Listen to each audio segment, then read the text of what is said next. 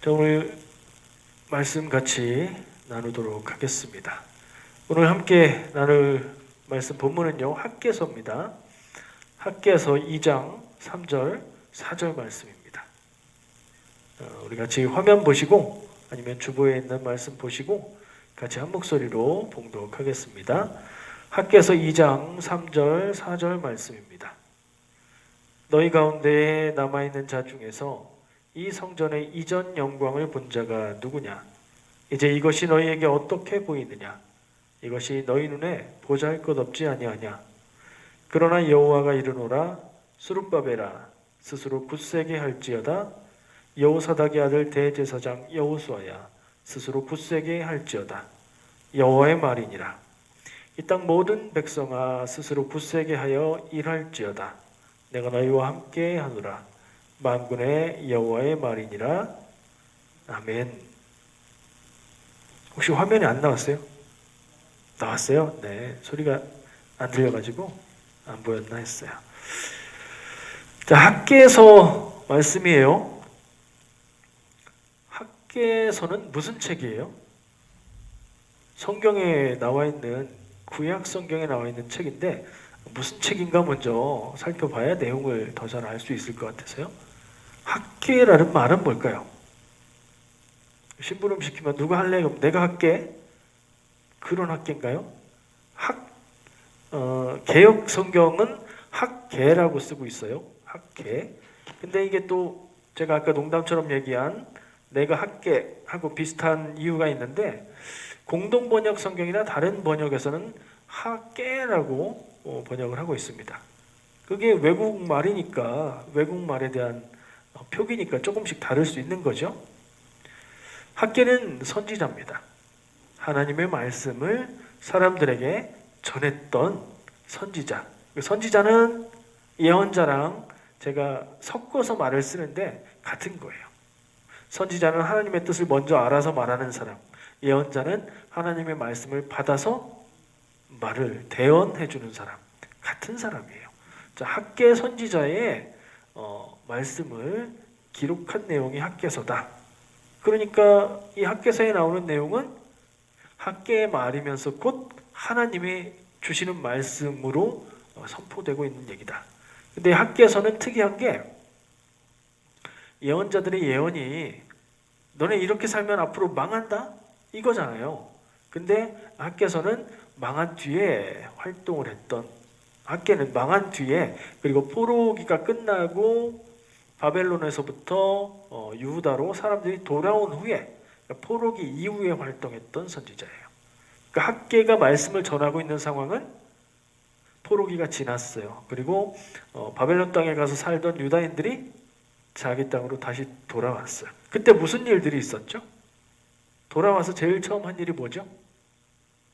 뭐 먼저 해야 되겠어요? 성전을 세웁니다. 왜요? 성전이 무너졌기 때문에요. 그 일을 하고 있는 그런 때예요. 좀 더 구체적으로 말하면요, 스룹바벨이라는 사람이 그 돌아오는 포로들의 지도자가 되어서 유대인들을 데리고 돌아왔어요. 그 다음에 스룹바벨의 지도하에 그 성전을, 무너진 성전을 다시 건축을 합니다. 근데 우리가 알기로 그게 순조로웠나요? 순조롭게 되지 않았어요. 방해하는 사람들이 있었어요. 사마리아 사람들이 방해했고 여러 사람들이 방해를 해서 이게 중단됐었습니다. 성전 재건, 무너진 성전을 다시 세우는 일이 진행되다가 멈췄어요. 16년간. 16년간 하나님의 성전을 세우는 일을 멈추고 그냥 살았던 거예요. 그냥 살면서 자기 집들은 잘 갖추어 놓고 자기의 삶의 터전은 잘 만들어 놓고 그렇게 했겠죠. 근데 하나님의 성전은 무너진 채로, 뒷담한 채로 그냥 있는 상황이에요.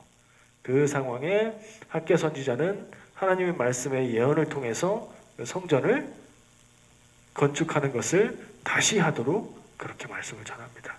그래서 16년간 멈춰 있었던 성전 재건이 다시 시작이 됐고 그것이 완공이 됩니다. 이런 배경 하에서 오늘 말씀을 보면, 본문 말씀 한번 보여주세요, 화면에. 본문 말씀 학개서 3장 2장 3절 4절 말씀인데 너희 가운데 남아있는 자 이렇게 말하고 있는 분은 하나님이에요. 근데 학개가 말하는 거겠죠. 학개가 하나님의 말씀을 대신 말하는 거예요. 너희 가운데 남아있는 자 중에서 이 성전의 이전 영광을 본 자가 누구냐. 이 성전은 어떤 성전이에요? 성전을 다시 지었잖아요. 성전을 재건했잖아요. 다시 지은 이 성전의 이전 영광. 그럼 뭐 얘기하는 거예요? 옛날에 무너지기 전에 원래 있었던 성전, 그 성전의 영광을 본 자가 누구냐? 그걸 본 사람이 있느냐? 있어요. 왜냐하면 포로의 기간이 70년이었기 때문에. 연세 많으신 어른들은 어렸을 때 예루살렘에 서 있던 그 성전을, 옛날 성전을 본 거예요. 그걸 기억하는 사람들이 있는 거예요. 이제 이것이 너희 가운데 어떻게 보이냐? 지금 하나님의 말씀이 계속 지금 지어놓은, 다시 건축해놓은 이 성전이 너희들이 보기에 어떻게 보이냐? 너희 눈에 도자일 것 없지 아니하냐? 이거 무슨 얘기일까요? 사람들의 마음과 사람들이 그 지어놓은 성전을 보고 느끼는 감회가 기쁘고 감사하고 너무 잘 지었다 뭐 이런 게 아니라, 야 이거 옛날 성전에 비하면 참 초라하고 참 그렇다 하는 마음이 있었다는 얘기인 거죠. 하나님이 그 얘기를 하시는 거예요. 성전을 지어놓긴 했는데 실망스럽지 않으냐. 그리고 하시는 말씀이 스룹바벨아. 스룹바벨은 아까 이름이 나왔었죠. 총독이에요. 총독. 페르시아에서 유대인 중에 유대인들을 데리고 돌아가는 일, 성전 건축하는 일, 뭐 그런 것들을 관장할 수 있도록 세운 총독이에요. 그러니까 유대인의 지도자인 셈이죠. 스룹바벨아, 스스로를 굳세게 할지어다. 여호사닥의 아들 대제사장 여호수아야. 이 여호수아는 누구예요? 우리가 아는 여호수아가 아닌 거죠. 시대가 안 맞죠? 여호수아서에 나오는 여호수아는 이집트를 나와서 가나안 땅에 들어갈 때 지도자. 지금 이 여호수아는 대제사장이라고 나와 있네요. 그리고 수백 년 후에 멸망하고 포로로 갔다가 다시 돌아온 후에 대제사장. 정치적인 유다의 지도자와 종교적인 유다의 지도자 두 사람에게 하나님이 말씀하시는 거예요. 뭐라고 하시냐? 이 땅 모든 백성아 스스로 굳세게 하여 일할지어다. 내가 너희와 함께하노라 만군의 여호와의 말이니라. 하나님의 말씀이 두 가지를 얘기하시는데, 첫 번째, 성전 짓느라고 수고했는데 너희들 보기에 어떠냐? 참 실망스럽지 않냐? 근데 너희들 지도자들 잘 듣고 마음을 새롭게 하고 굳세게 해서 일을 해라. 지금부터 일을 해라. 라고 얘기하시는 거예요. 그러면 그 중간에 이 두 절 사이에 그러나가 들어가야 맞아요. 성전은 실망스럽고 볼품없고 그런데 그럼에도 불구하고 그러나 괜찮다. 하나님은 괜찮다. 수고했다. 이제부터 해야 될 일을 열심히 해라. 라고 말씀하시고 있는 거예요. 제가 이 말씀을 준비하면서 이걸 이렇게 짧게 다루는 것보다 성전의 역사가 어땠는지를 쭉 한번 훑어보면 좋겠다 하는 생각을 했어요. 여러분과 함께 나눠보고 싶습니다. 자, 성전은 크게 세 가지 이름으로 불립니다. 그리고 그 세 가지 이름으로 불리는 성전은 그러니까 처음 짓고 파괴되었다가 다시 짓고 또 파괴되었다 다시 짓고 이랬던 거예요. 그러니까 처음 건축이 있었고 파괴된 것을 다시 지은 게 두 번 있었고, 현재에는 그게 이스라엘 예루살렘에 가면 그 성전이 있을까요 없을까요? 성지순례 가보신 분들은 가가지고 이야 아름다운 황금돔, 성전산에 가면 황금색으로 빛나는 건물이 있거든요. 그거는 이슬람의 사원이에요. 지금 예루살렘 성전이 있던 자리에는 이슬람 사원이 서 있어요. 그러면 성전은 지금 없는 거예요. 결과적으로는 파괴되어서 성전이 없고요. 일부 성전 건물에 벽이 남아 있어요. 한쪽 편에. 거기에 가서 유대인들이 울고 기도하고 그 벽 틈에 기도 제목을 넣어놓고 기도하고 뭐 그래요. 그걸 통곡의 벽이라고 부릅니다. 일부만 남아 있어요. 자, 성전을 처음 지은 사람은 누구죠? 하나님 앞에 성전을 처음 지은 사람이 있어요.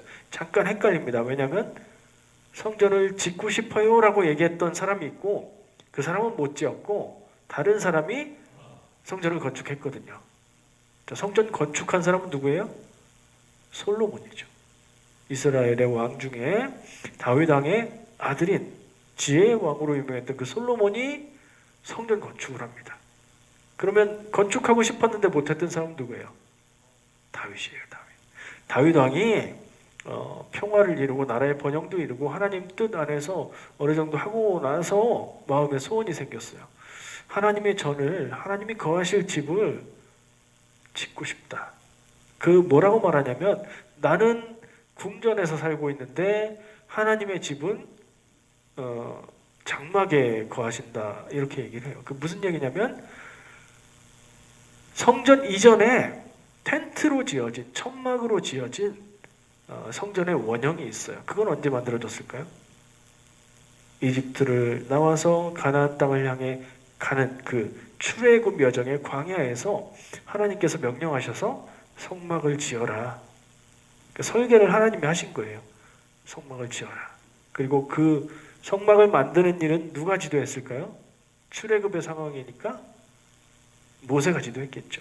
모세 지도하에서 이동형 조립식 텐트로 만들어진 성막을 지었었죠. 성전의 역사를 얘기하려면 성막부터 얘기를 해야 되는 게 맞아요. 왜냐하면 그 성막이 이어지는 것이니까. 가나안 땅에 이스라엘 백성들이 들어가서 성막이 어디에 놓여졌겠죠. 대표적으로는 실로라는 도시에 있었고요. 근데 이게 성경의 기록을 보면 왔다 갔다 했던 것 같아요. 이동형 텐트라고 했잖아요. 여러 장소에 성막이 있었던 것으로 나오고, 성전이 만들어지고 나서는 없어진 것 같아요. 성막이 있었고, 첫 번째 성전을 지은 솔로몬 왕 이름을 따서 처음 지어진 성전을 솔로몬 성전이라고 부릅니다. 그 솔로몬 성전은 굉장히 아름답고 잘 지어졌고, 황금으로 입혀놓은 기둥으로 장식되어 있고, 뭐 그런 기록들을 볼 수 있어요. 아까 우리가 학계에서 본문 말씀을 읽으면서 하나님의 말씀에 이전의 영광을 얘기하는 그 이전의 성전이 솔로몬이 지은 첫 번째 성전을 얘기하는 겁니다. 자, 그게 파괴돼야 또 두 번째 짓겠죠. 언제 파괴될까요? 유다가 바벨론에게 멸망할 때 예루살렘이 함락되고 성전이 파괴됩니다. 그래서 그 파괴된 성전을 그대로 방치해 둔 채 포로 기간이 지났어요. 70여 년이 지나고 나서 포로를 갔던 사람들이 다시 돌아오고 나서야 성전을 다시 고쳐야 되겠다 해서 고치는 재건축을 시작했는데, 하다가 아까 멈췄었다고 했죠. 그리고 다시 시작해서 성전을 지어놓은 거예요. 그리고 그 성전을 볼 때에 인간적인 눈으로 보면 그 성전의 모습이 예전 성전의 모습과는 비교할 수 없는 초라한 모습이었다는 것을 알 수 있는 거죠. 그게 그럴 수밖에 없죠. 솔로몬 왕 때에는 다윗 시대부터 모든 재료들을 준비해 놨고, 그 당시가 이스라엘의 가장 부강한 때였거든요. 그러니까 그때 성전이 더 좋은 거죠. 지금은 사실 이스라엘이나 유다 나라가 없어요. 페르시아의 주권 하에 있는 한 주예요. 한 주. 페르시아의 명령을 받고 페르시아의 재정 지원을 받아서 성전을 짓게 돼요. 좋은 재료들을 모을 재력도 여유도 없어요. 방해하는 사람들도 있어서 빨리빨리 지어야 했어요. 그래서 그런 결과가 됐던 거예요. 그걸 보고 사람들이 이러한 결과이기도 하지만 그걸 보고 나서 실망스러운 마음도 들었던 거예요. 자, 이게 두 번째 성전입니다. 두 번째 성전입니다. 그래서 이 첫 번째, 두 번째라고 부를 수도 있잖아요. 이 두 번째 지어진 성전의 이름은 사람의 이름으로 붙일 때는 스룹바벨 성전이라고 해요. 스룹바벨이 누구였어요? 포로의 지도자로서 스룹바벨이 지도해서 그 성전을 건축했기 때문에. 1차는 솔로몬 성전, 두 번째는 스룹바벨 성전. 근데 숫자를 붙여서 1차 성전, 2차 성전이라고 부르기도 합니다. 그게 더 쉽죠. 이 두 번째 지어진 이 성전도 시간이 지나고 나중에 로마 치하에서 로마에 의해서 모욕을 당하기도 하고, 그 성전에 제우스 신상을 세우기도 하고, 부정하게 여기는 돼지의 피가 뿌려지기도 하고, 그리고 실제 성전 건물들이 많이 파괴되기도 하고, 그래서 다시 짓는 시대가 오는데 그게 예수님 시대예요. 성경 말씀 복음서를 보면 제자들이 예수님한테 저 성전을 보세요. 대단하지요. 예수님 어떻게 생각하세요? 그러는 장면이 나와요. 그때 예수님이 하신 말씀이 되게 유명한데 예수님이 그 장엄한 성전을 규모로 보면요. 이 세 번째 지어진 성전이 가장 크다고 얘기합니다. 헤롯 성전이라고 부르거든요. 예수님 때 그 지역을 다스렸던 왕인 헤롯이 이 유다 사람들, 이스라엘 백성들의 환심을 사기 위해서 아주 투자를 많이 해서 크게 큰 규모로 성전을 짓습니다. 이게 3차 성전인 거고요. 사람 이름으로는 헤롯 성전이라고 부르는 거예요. 예수님이 그 성전을 바라보시면서 돌 위에 돌 하나도 남지 않고 모두 무너질 거다라고 말씀하시죠. 그게 복음서에 나와 있어요. 그리고 예수님의 말씀대로 얼마 후에 로마에 의해서 완전히 파괴됩니다. 그게 성전 건물의 마지막 모습이에요. 지금은 어떻게 됐을까요? 아까 얘기한 대로 성전 건물은 없어요. 그러면 그 성전은 사라진 것인가 의미를 생각해야 되잖아요. 바울이 고린도전서 3장 16절에서 말합니다. 너희 몸이 성전인 것을 알지 못하느냐. 그러니까 건물 성전은 이제 없어요. 그런데 성도의 몸과 성도의 삶, 여러분의 몸과 여러분이 살아가는 인생이 하나님이 거하시는 성전이 되었다고 얘기를 하죠. 그래서 교회의 건물을 예배드리는 예배당을 성전이라고 하지 마라, 그런 얘기를 하는 거예요. 교회에서는 그렇게 말합니다. 근데 유대인들은 성전을 다시 회복해야 된다 이런 마음을 가지고 있죠. 입장이 다른 거예요. 성전에 대해서 간략하게 살펴봤는데요. 조금 더 이해가 되시죠? 이 학계를 통해서 다시 지어지는 동료를 받아서 다시 건축되었던 그 성전, 왜 모습이 초라할 수밖에 없었나? 왜 사람들은 그것을 보고 실망하는 마음을 가졌나? 하나님은 어떤 뜻으로 그 말씀을 하시나? 이거를 좀 나누기 위해서 얘기들을 해보았습니다.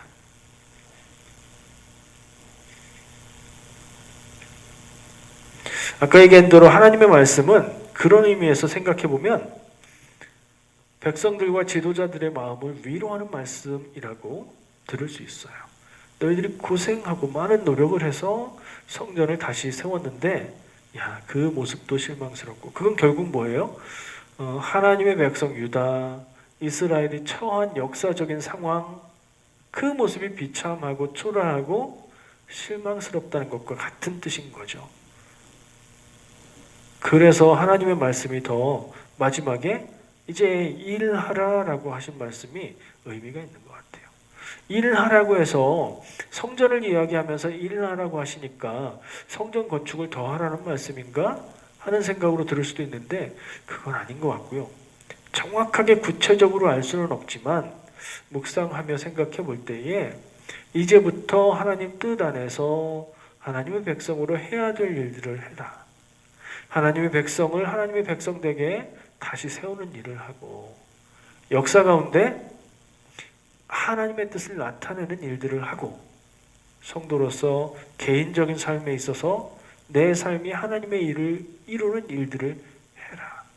지금 우리 교회가 말할 수 있는 용어로 바꾸면 하나님의 사명을 깨닫고 그 사명을 감당해라 하는 말로 들을 수 있는 거예요. 제가 위로라고 표현했고요. 아까 말할 때는 괜찮다. 실망스러워도 괜찮다. 너희들이 수고했고 그 수고는 사람들이 볼 때는 실망스럽지만 그 수고는 하나님이 내가 받는다 라고 말씀해 주고 있는 것 같아요. 저는 오늘 말씀을 묵상하고 준비하면서 제가 준비하는 가운데 많은 위로를 받고 힘을 얻었습니다. 이렇게 하나님의 말씀이 힐링이라고 하죠. 힐링이 될 때가 있습니다. 제가 뭐가 그렇게 힐링이 되었을까요? 뭐가 그렇게 어렵고 힘들어서 이 말씀을 보면서 힐링이 되었다고 말할까요?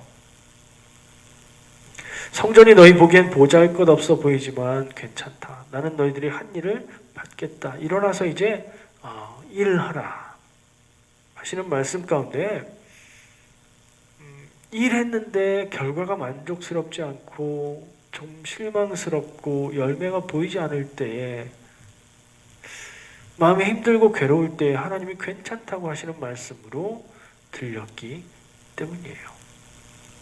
여러분, 살다 보면 열심히 노력했는데 결과가 만족스럽지 않을 때가 있습니다.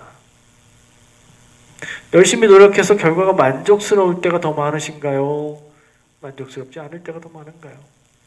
많은 경우에 그래, 내가 최선을 다했고 내가 할 수 있는 건 다 했으니까 하면서 만족하는 경우가 많이 있을 겁니다.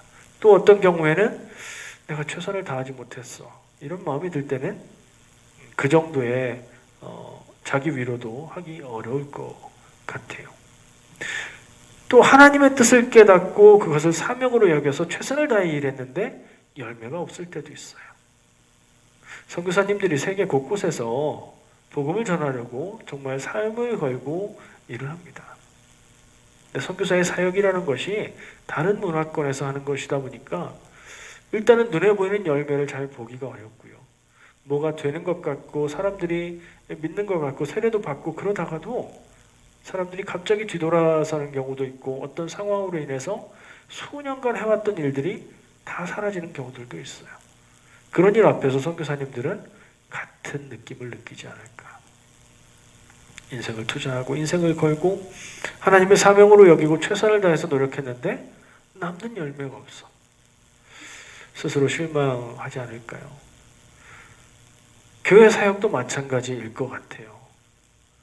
사람들은 큰 교회, 좋은 교회 이런 얘기를 하면서 교회 사람들이 많이 모이고 무엇인가 이루고 갖추어지는 것을 바라봅니다. 목회자들도 그럴 수밖에 없고 교회에 다니고 예배하고 있는 성도들도 그런 마음이 있을 수밖에 없어요.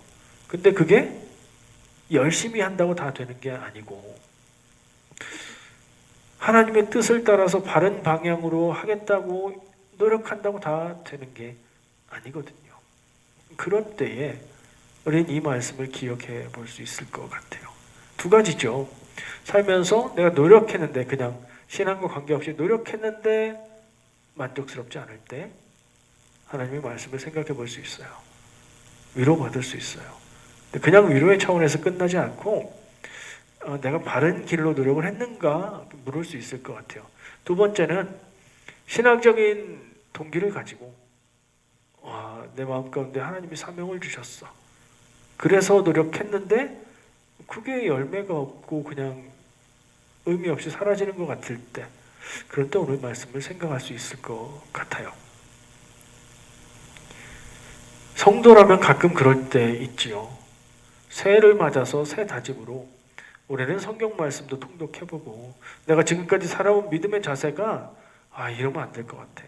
더 믿음으로 살아야지 하는 마음을 가지고 노력을 합니다. 해보신 분들 계실 거예요. 했을 때 결과가 어때요? 그런 마음 먹고 하나님이 보시기에 귀하고 기특한 마음일 텐데 그런 마음 먹고 노력하면 막 믿음이 자라고 하나님 말씀이 막 깨달아지면 좋은데 그게 그렇던가요? 그렇게 쉽게 되지 않거든요. 좋은 뜻으로 믿음이 자랐으면 좋겠다는 뜻으로 다짐하고 노력하는데 안 되면 어떤 마음이 들어요? 실망스럽죠. 나에게 실망하게 되고 믿음이라는 게 이게 뭔가 하는 생각도 들 거예요.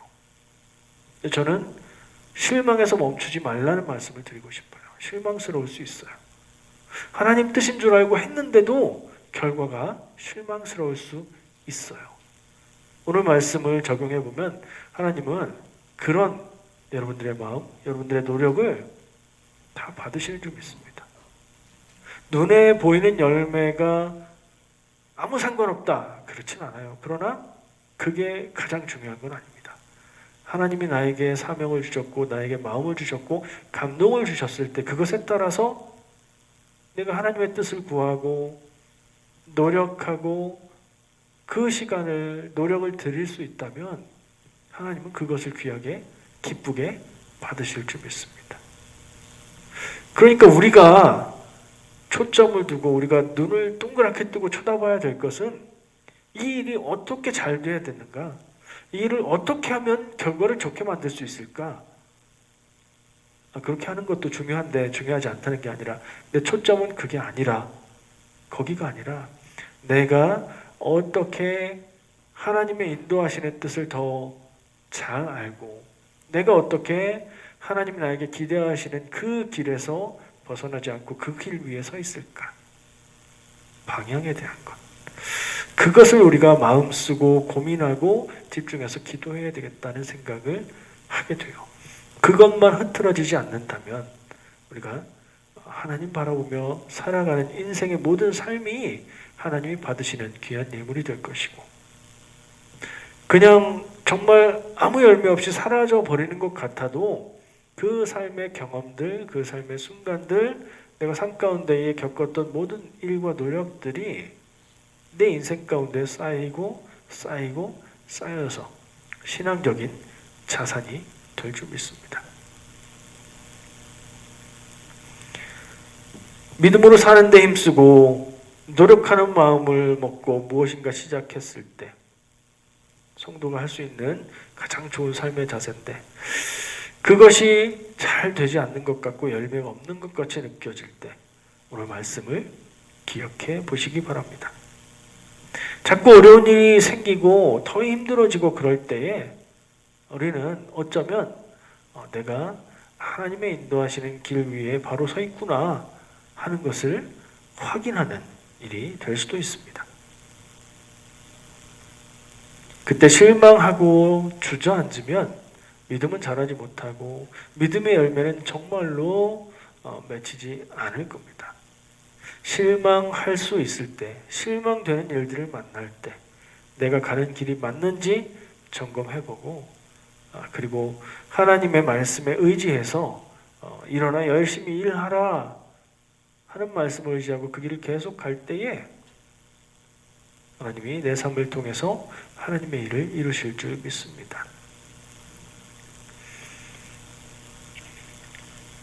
우리가 마음을 써야 될 것은 나의 만족과 사람들의 칭찬이 아니고, 그것이 하나님의 영광이 아니고, 우리가 교회에서 흔히 말하는 용법처럼 사람들이 잘된 것을 보고 기뻐하고 칭찬하고 하나님 대단해라고 말하는 것이 하나님의 영광이 아니고, 누가 뭐라고 해도 하나님 뜻 구하는 데에서 흐트러지지 않고, 누가 뭐라고 해도 열매가 없는 것처럼 보여도 그 길을 따라서 끝까지 나아가는 그 삶이 하나님께 영광이 되는 줄 믿습니다.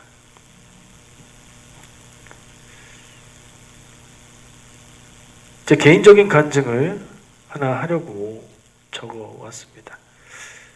여러분 기억하고 계십니까? 제가 처음 캘거리에 와서 우리 교회 새로운 부목사입니다 하고 인사했던 날, 몇 년 된 것 같으세요? 보니까 대부분 분들은 그때 계셨던 것 같아요. 2007년 12월 26일. 오늘 날짜가 며칠이에요? 2021년 12월 26일.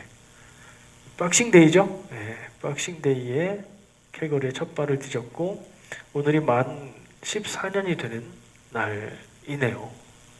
말씀 준비하면서 헤아려 보니까 그래요. 그때는 부목사로 사역을 하기 위해서 왔죠.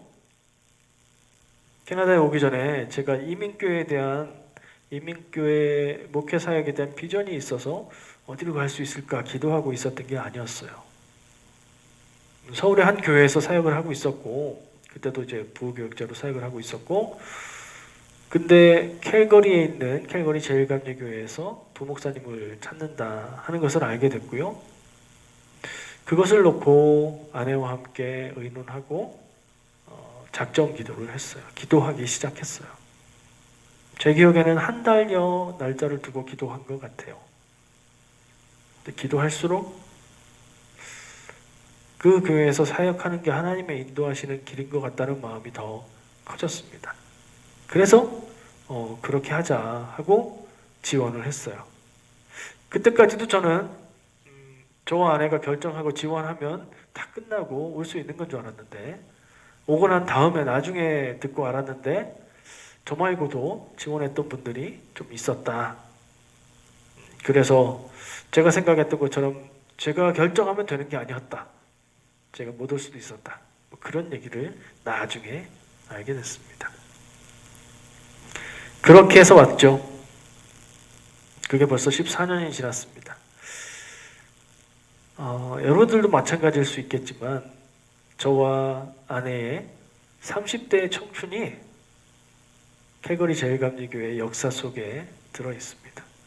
제 아이들의 어린 시절의 모든 시간들이 우리 calvary 제일감리교회 시간과 역사 속에 들어 있습니다. 한국에서 어떤 분들은요, 연락하거나 만날 기회가 있을 때 그런 말을 저에게 합니다. 제가 목사님 기억하면서 하나님이 크게 들어쓰시기를 늘 기도하고 있어요.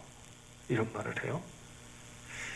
그 말은 좋게 들으면 좋을 수도 있는데 좀 안 좋게 들으면 지금 있는 모습은 하나님이 크게 쓰시는 것이 아니고 앞으로 더 크게 쓰시기를 위해서 기도한다는 말처럼 들릴 수도 있어요.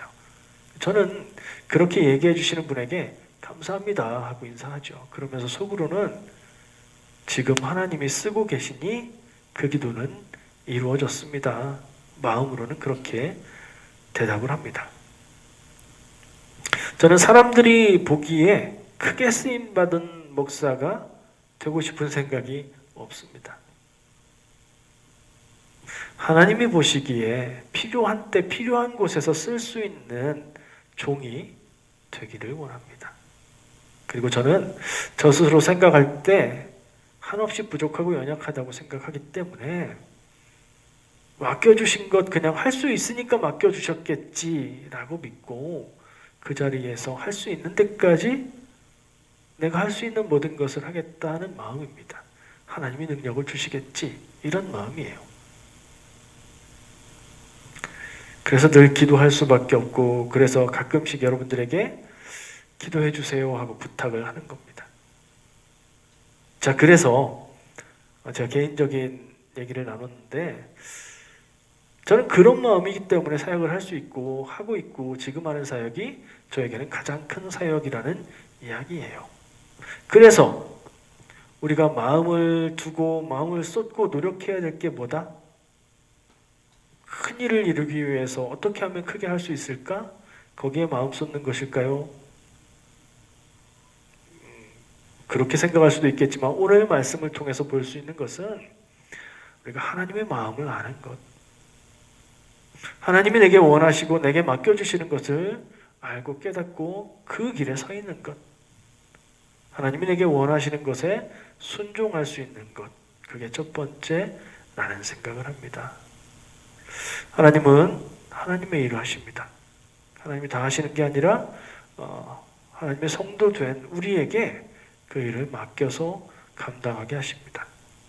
그러면 그 일은 하나님이 이루어 주실 겁니다. 나는 순종하면 되는 거죠. 왜요? 하나님의 일이니까요. 그 뜻을 구하고 순종하는데 최선을 다하는 것이 우리의 가야 될 길인 줄 믿습니다. 2021년 마지막 주일입니다. 올 한 해 저는 오늘 나눈 말씀들 그것처럼 살아오셨다고 믿습니다.